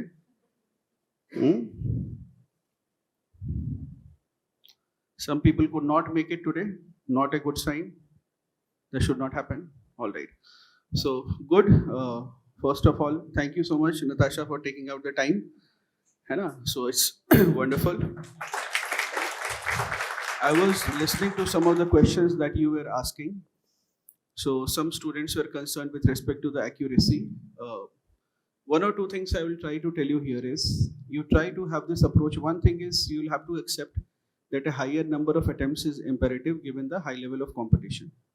Now, if at all, let us draw right conclusions. Let us say that in a certain paper, you are having doubt over 20 questions and you are left with two options, and somebody is having doubt over 15 questions. Let's exaggerate the numbers so that we can make right conclusions. So for example, some of you have a doubt in 20 questions, you are left with two choices in a full length paper. And let's say somebody has a doubt over 40 questions, he is left with two options. So what do you see? What is the problem here? Why is this gap is there?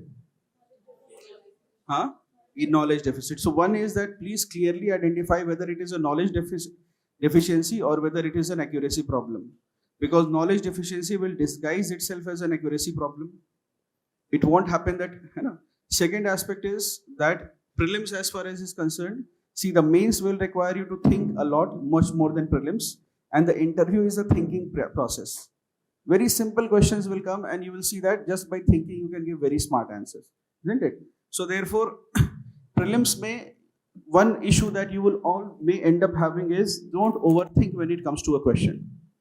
A general rule of thumb that you can have, a very practical one, which I want to share, is that whether you are worried about a statement is correct or not. So there are two tests. One is that see that whether can you say that it is generally correct, broadly correct. For example, the statement is the President of India is a executive. And the next statement is the President of India is also a part of the legislature. Now, do you see that if you have done superficial studies, this question is a very simple statement like this will confuse you. So the President of India is a part of the parliament or not? So therefore now this question, again I'm saying this because you have passed a certain barrier, you should be able to figure it out. But if I gave you in a test, I know that a lot of people will get confused. That either he can be a executive or he can be a legislature, but not both. We do this all the time and we enjoy seeing how very good students who have not thought a little about these concepts, they end up missing or marking the wrong question, wrong answer. So even in the simplest of ideas, you can have a complex question. So what you have to do is, you don't have to try to hack the mind of the paper setter. You may try to do this in the mains examination. But generally you have to see this, is that one test, as I told you, the first test is the statement generally correct or not. And second test it, if you negated the statement, would it be wrong or would it be right? So for example, saying the President of India is a executive officer. You make it incorrect. You say the President of India is not an executive. Now will you say conclusively, now you say कि sir ये तो पक्का गलत है. ये तो पक्का गलत है. You will have very high clarity. The President of India is a part of the legislature. You make it negative. The President of India is not a part of the legislature. Now you will have more clarity. कि sir part of the legislature, इसका clarity I don't have, but not a part of the legislature, मुझे clear है कि भाई part तो है. That is I'm telling you, this is something that by this you can simply improve your score by 5 to 10 marks in a full length paper. So this should have solved once for all your clarity with respect to how you will solve. Now third thing which I want to say is that कल फिर मिलेंगे वैसे तो, but is that some students have said that I'm not able to attempt beyond a certain number of questions. इसमें कोशिश ये what you should try is, if you have solved 60 questions, you try to see that now you have to reach till 85 questions. Don't see it like that. A very good strategy to do it is, you think that now I have 40 questions left and I don't know which ones I wrote. So you simply look for 7 questions that you can definitely solve. Out of 40, you have to solve how many questions? 7. You don't have the target of solving 40. You have to find out 7 or 10 questions. 7, or maybe you set a target that 10 questions have to mark more. Now you have to choose these 10 questions from whom? From the 40 that you don't know. And you only have to choose 10 of them. I am guaranteeing you that if you go with this idea, you will be able to, at least if you target 10, you will be able to come up with 7 questions where your accuracy will be more correct than if you were just not following this formula. Okay? So therefore, if you try to do that, you will end up, if not with 10 questions, then definitely with 7 questions. So now you have increased your count to 67. Go for a next level iteration where you say that now I will look for 7 more questions from the remaining 33 questions. Alright, so now these will look like a smaller target. So similarly, this time when you're looking for 7 questions, you will end up finding 4 questions at least. The next iteration, you say that I'll only look for 5 questions. So therefore now in this iteration, so this is how you can progressively move forward and increase your number of attempts. Similarly, there is another problem some students have, is that they are attempting 100 questions. So let us try to ensure that we have to clear this exam. Let us reverse one of these, a corollary of this strategy. So one premise that will begin is कि nobody will get 100 questions correct. So if you are one of those people who are trying to increase accuracy by attempting all 100 questions, one thing that you can do is you eliminate at least, you know that 90 plus is a good attempt. You eliminate at least 10 questions or 5 questions which you definitely know is wrong. And from those 100 questions, not by marking but on the question paper itself, you remove at least 5 to 10 questions which you definitely are wrong. Now you will be actually moving from 100 to a 95, but I'm telling you that removing those 5 questions will actually boost your score. You similarly look for another 5 questions, and this time you will be able to find maybe 3 questions. You look for another 5 questions, this time you will find कि यार 2 question तो मुझे 100% पता है कि ये मैंने तुक्के में मारा हुआ है. So you will be able to reduce your count to somewhere which is 80, anywhere between 85 to 95 is an attempt that is a good attempt. You will be able to do that. So you should be able to improve. These are very practical techniques which you should try to apply and hone in the due course of time. Knowing this is not enough. I would know this because maybe I'm solving a few thousand papers and I'm reviewing a lot of such question papers and I'm applying this formula and I'm having a conviction in this. But you will have to develop conviction in what you are doing. So इन चीज़ों को थोड़ा implement करना. Take it from a teacher. All right. So you also have to leave now. What time will you reach? Okay, you're staying. Okay, ठीक है. तब तो no problem. You go after having dinner with us. ठीक है. So that's the plan that I was suggesting you in the first place. All right. So everybody seems to have a sibling in Gurgaon. Wonderful. Yes. Any other questions that you have from Natasha? I'll give you my perspective. With respect to her. So when she came, she was a little perturbed, but she had one thing that she was very clear. She made some very honest admissions. She said that with a good amount of clarity, and you have to please do not assume that you are her, because there is a difference. And I want you to understand, if we know our true position, if we know where our A is, we'll know what is to be done to reach B. But if we don't know our A, then there's a problem. So she said, I have done everything. It's not like I have not studied. She said, it's not like I have not studied. Mujhe jitna, how much I knew about this exam, I have done everything. I have not been able to clear.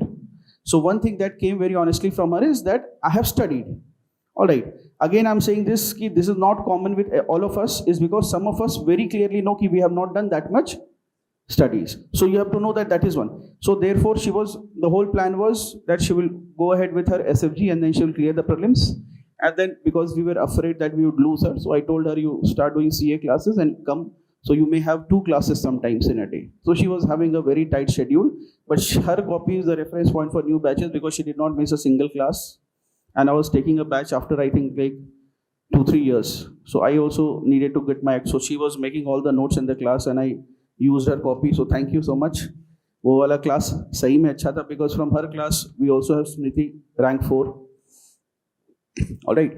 It was a very successful class. और इसके बाद इसकी class में इसको जो उन्होंने देखा है, सिद्धार्थ इज देयर, उसका भी इंटरव्यू है. Met those people, Siddharth and Ramandeep, Rashmi Rathi. So they are all appearing for the interview this year. What is the reason? The reason is because last year they had not clear prelims, but they saw that हमारे बीच में एक लड़की जो आगे बैठती थी उसका हो गया. I am telling you again and again what I have learned in the past 10 years of my experience with this exam and overall competitive examination is that you will learn much less from me because you won't listen, but you learn a lot from your peers. You will learn because I'm again saying that though we have somehow been able to force you to make choices on the basis of what is said from here, but 9 out of 10 decisions of your life you will take from your peers. Whether to attend this session also or not will be decided by कि Kaveri hostel में क्या चल रहा है. Right? So either they all will come or none will come. Right? Or any hostel. Okay? So therefore these people will always, है ना? So she was in that position. Acha. Now what was the case that around after the means examination we were expecting, because इतना लिख दोगे तो interview call आ जाएगा. So she had an interview call. So I still remember sometime in the month of January she came and I said कि though she was not expecting it. So I said कि देखो अभी interview देना है और साथ में SFG करते रहना है, because अगर लिखना पड़ गया then we should not be that हाथ से सब कुछ चला जाए, because UPSC has its own ways, intricacies. So and then I told her कि अगर if anything goes amiss then you have to move to the FRC. So FRC was originally conceived with few ideas and one of at least 50-60% contribution goes to her, because we felt कि अगर अब इसका because पढ़ाई इन्होंने की थी, अब अगर नहीं होगा then we have to control the other factors that are affecting her preparation. So it was planned for you और मजे तुम लोग ले रहे हो, ठीक है? So it was actually, that was the time when we thought that, because every all other parameters we thought that is taken care of. Now what the only parameter that is left is what you are doing inside your rooms, that has to be taken care of. All right, and so this is how it began, and thankfully it wasn't, it's not unexpected. With the kind of visibility that she had in the forum, everybody knew that she would be selected. It was, maybe she was a lot jittery all the time, because of course the maximum stakes are with her. I mean, she has the highest amount of risk, but forum mein everybody knew, right from Thakur Bhaiya to every person. Just like in your group, I don't want to say this, but Manohar sir se lekar जो copy distribution कर रहा है उसको भी पता रहेगा कौन IAS बनेगा कौन नहीं बनेगा, ठीक है? It's not that they are judging you, but they will see जज it, they will evaluate it for their benefit from the consistency of your efforts. It's not that no any people are forming opinion about you. It is not like that. But what will happen is, if not in the first year, the staff who is here after 3 or 4 years, if not in the first year, 3-4 साल में ये देखकर, when they will say, see, then over this period they will also develop that what is called avuncular or uncle-like instinct, है ना, कि चेहरा देखकर बता देते हैं कि क्या करोगे. So that will happen. All right. So you have any more questions for her? हाँ बोलो.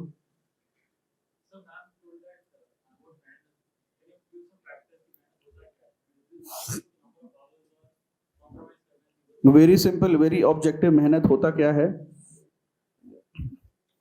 मेहनत होता है कि in every week you count the number of pages you have read, the number of pages you have written, the number of questions you have solved, right, the number of test you have written. If this maths is adding up and the numbers look good, तो तुम मेहनत कर रहे हो. If on the other hand these things are not adding up but you are extremely stressed, then what do you know? तुम मन में तैयारी कर रहे हो.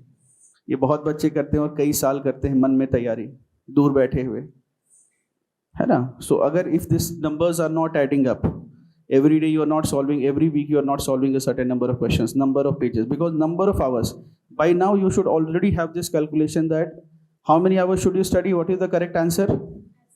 As many as you can. जितनी हमारी क्षमता है, पहले पढ़ाई करेंगे, फिर बाकी समय में बाकी काम कर लेंगे, जो जरूरी होंगे, है ना, वो पाइल अप करेंगे. So those answers should be very clear, है ना? सो रूकी क्वेश्चंस नहीं कि कितने घंटे पढ़ने हैं, है ना? And sometimes when we are not able to ascertain, we will go for the maths. All right, any other questions? बोलो. हाँ, नहीं, इनको नहीं पढ़ा होगा, पढ़ लिया था उस समय नहीं. हाँ, जब फेल हो रहे थे तब पढ़ रहे थे. किसी को फेल करना है, अगर किसी से दुश्मनी है, गिफ्ट कर दो, ठीक है? रिटर्न 100% आ जाएगा उससे, ठीक है? बहुत अच्छे से क्लैरिटी माइक पर बोल दो अच्छे से. पहले NCERT करो, स्टैंडर्ड बुक करो, ना मेंस में ना प्रीलिम्स में. मैंने करा है, 3rd अटेम्प्ट में रटी थी, 4th में भी रटी थी, और रख ली थी पिछली वाली कि भाई मेहनत करी है. देखना, वो माइंडसेट होता है ना, जियो सिम का माइंडसेट, कि भाई पैसे भरे थे तो उसका आउटपुट भी निकालना है ना? कि इंटरनेट पैक लिया था, अभी परसों खत्म हो जाएगा और कितना डेटा बचा है, तो वो वेस्ट नहीं करना इंटरनेट पैक. तो हम क्या करते हैं, पूरा 48 घंटा नेटफ्लिक्स देख के वो पैक यूज करना है, बस ये नहीं देख रहे कि हमारा टाइम कितना वेस्ट हो रहा है. तो वो जियो सिम वाली मेंटालिटी से बाहर निकलो.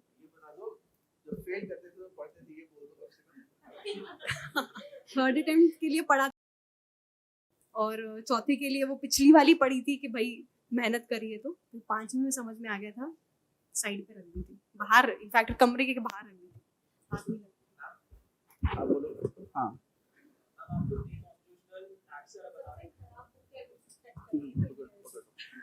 नहीं जरूरत है.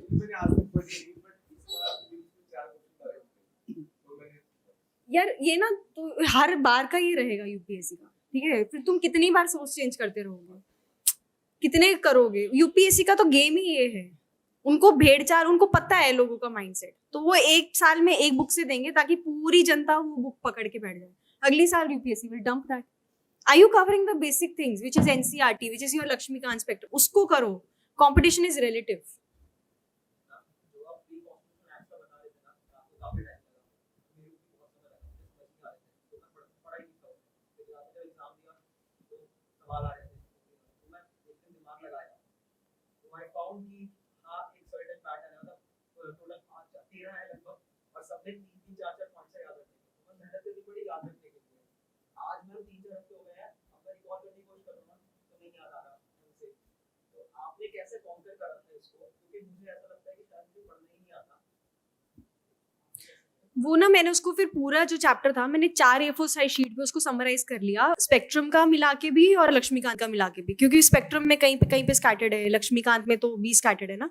तो मैंने 4 A4 साइज शीट ली और उस पर लिख के अपनी सामने दीवारों पे चिपका लिया, क्योंकि मुझे पता है कि ये मेरा बहुत वीक पोर्शन है।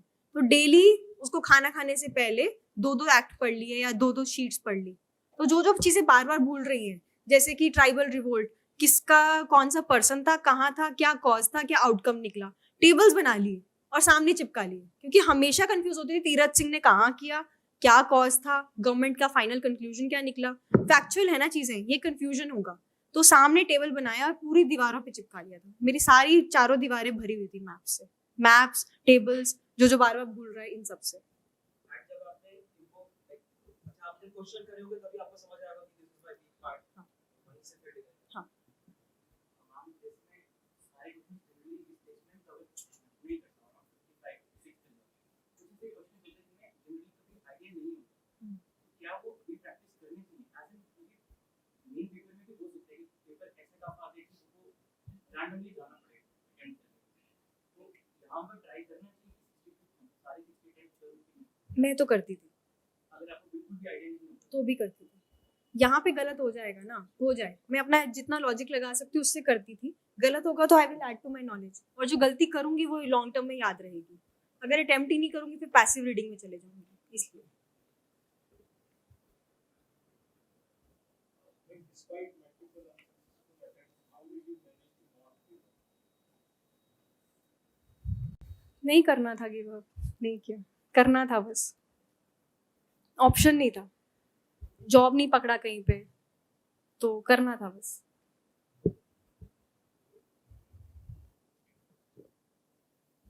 So all of you, I think, I think So she is no more with me right now, so it was her dream. तो करना था बस। उन्होंने बोलती रहती थी वो कि she will clear, तो एक वो कीड़ा फंस गया था अंदर कि करना है तो करना है। ज़्यादा से ज़्यादा नहीं होगा ना, क्या आई विल बी सेटिस्फाइड कि मैंने अपना बेस्ट किया, पर वो रिग्रेट नहीं रखना था लॉन्ग टर्म में कि कर लेती तो शायद हो जाता, वो नहीं रखना था। for 3 years, if you don't see any physical progress in your life, you feel that you are stuck at the same place. All the progress is happening, but if you are not able to see it, it's difficult to comprehend. That feeling is very pain. Tell that. Show up again, test है, revise करो, test लिखो, एक ही तरीका है उसका, और कोई नहीं। बल्कि you are at the right place, है ना। तुम्हारे आसपास ऐसे 99 लोग हैं जो उसी ग्रिल से निकल रहे हैं, तो उनको देख के तुम पुश करोगे। That is why programs like this are helpful, जहाँ पे you are able to see अपने साथ के कॉम्पिटिटर को डेली। एंड बिलीव मी, जो ये लोग हैं ना, दे आर लाइक क्रीम, ठीक है, मतलब ये कॉम्पिटिशन है, क्योंकि होना हो, आई बी वेरी ऑनेस्ट, अभी क्रीम आ रहा है फोरम के पास, क्योंकि एक ब्रांड एस्टैब्लिश हो गया है। जैसे एक टाइम पे पहले, ठीक है, आई रिमेम्बर वो, सर मैं थोड़ा ऑनेस्टली बोल रही हूँ, सर पढ़ाते थे ना ज्योग्राफी में, तो सर ने एक बार क्लास में बोला कि why gets very good results, have you ever wondered कि क्यों टॉप रैंकर्स निकलते हैं। 2017 बैच था मेरा, तो सर ने बोला not because is good, but because एक फेथ, एक ट्रस्ट एस्टैब्लिश हो गया है, तो अच्छे बच्चे पास आते हैं, दैट इज वाई का रिजल्ट निकलता है। Right now that position is being conquered by Forum, Forum is a brand, तो अच्छे अच्छे बच्चे फोरम के पास आ रहे हैं, स्पेशली फॉर मेंस MGP. तो अगर तुम्हारे पास ये सिलेक्टेड बच्चे बैठे हैं तो they are somewhere in their level of preparation. तो you are already competing with the good crowd. तो तुम्हें इसी में परफॉर्म करना है, इतना ही टारगेट रखो. All right, thank you all everyone. I see some very hungry faces. And so we can take a break for the food and meanwhile we can also have some casual conversation here. ठीक है. और देखो. नहीं जाओ. कैमरे में इनकी photo लो अच्छे से. सबसे पहले यही वो 4 लड़के हैं.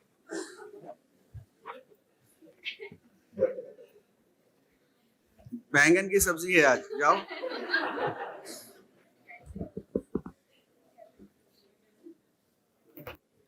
All right, wonderful. So thank you all and work very hard. Let us give her a big hand to her first.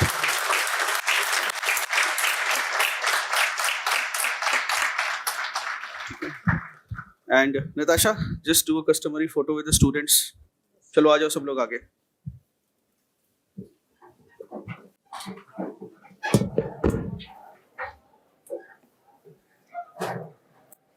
सारे लोग स्टेज पे नहीं, नीचे. Boys at least go. All the tall people. दोनों इकट्ठे हो गए, मैं किसी का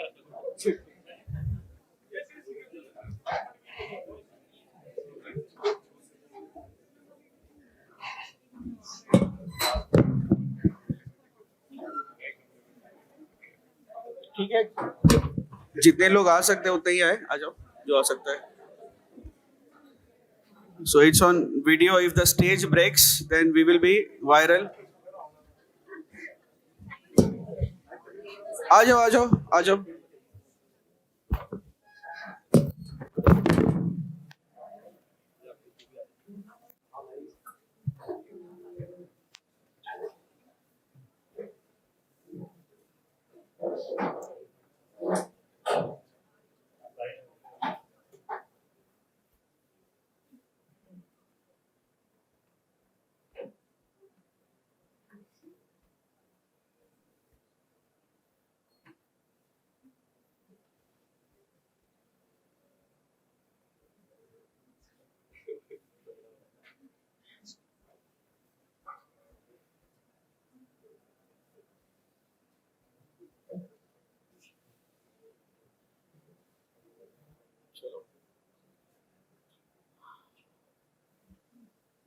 All right.